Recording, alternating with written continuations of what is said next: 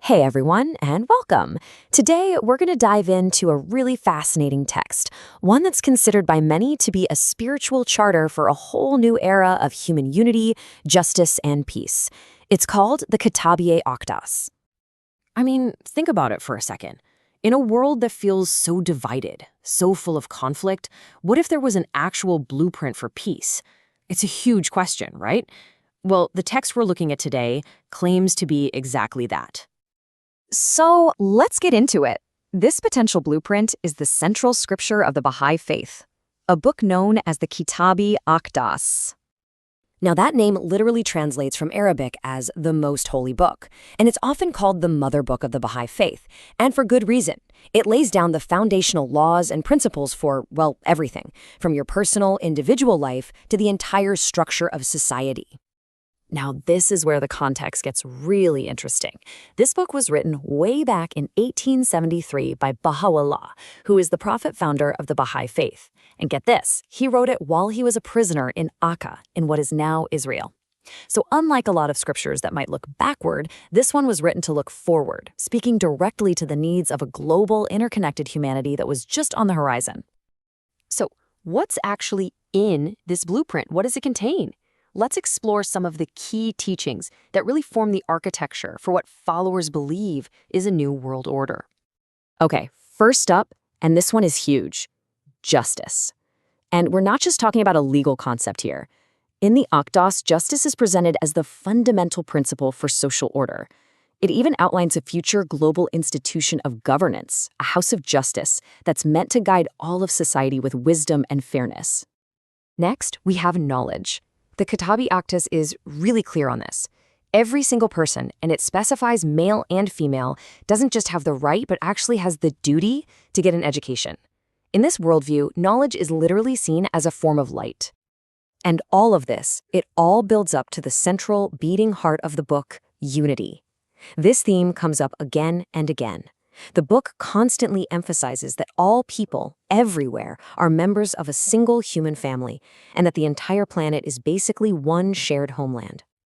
So you might be thinking, okay, those are some big ideas, but how does that translate into my daily life? Well, the book outlines these core practices that really connect your inner world with your outer world. It links personal devotion, things like prayer and reading scripture, directly to how you act in your community, things like being truthful and serving humanity. And you can see how this all connects, right? The personal stuff isn't just for you. It's the foundation for a better society. These teachings branch out to build a harmonious world. Marriage is seen as a bedrock for family unity. Moderation is encouraged in everything to avoid extremes. And there's a real focus on detaching from materialism to focus on what truly matters, spiritual and social well-being. But it's so important to understand that the Kitáb-i-Aqdas isn't just some dry, rigid list of rules. Not at all. It is absolutely infused with a spirit of compassion, of love, and a truly global vision of oneness. The core message here is just crystal clear and couldn't be more direct.